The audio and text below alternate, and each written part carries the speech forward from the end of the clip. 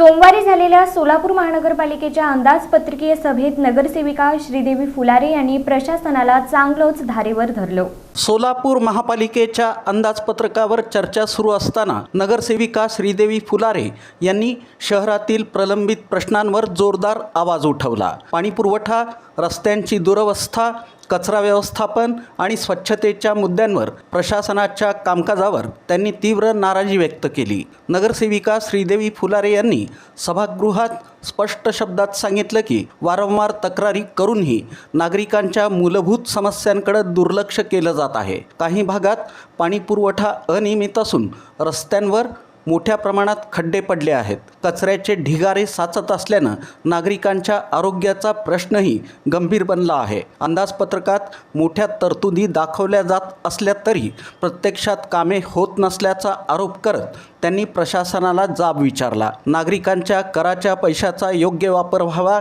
आणि तातडीनं कामे पूर्ण करण्यात यावीत अशी मागणी त्यांनी केली। यावेळी त्यांनी प्रशासनाला इशारा देत सांगितलं की जर लवकरच ठोस उपाययोजना करण्यात आल्या नाहीत तर आंदोलनाचा मार्ग अवलंबावा लागेल। त्यांच्या या भूमिकेमुळे सभागृहात काही काळ वातावरण तापल्याचं पाहायला मिळालं।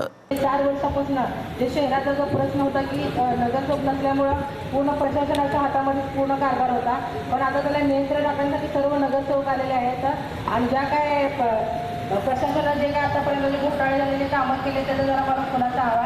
जो सगळ्यात मेन मुद्दा म्हणला ना घर कचऱ्याचा, जो टेंडर आहे, जो आपण अनेक वर्ष अनेक पार्टी संस्थेला द्यायला बघतो, त्यांनी जे कचऱ्याचे तुम्हाला वारंवार आयुक्त साहेबांना मला बोलायचं आहे की जे कचऱ्याचं का 2-3 नोटीस दिल्यात पण आपल्याला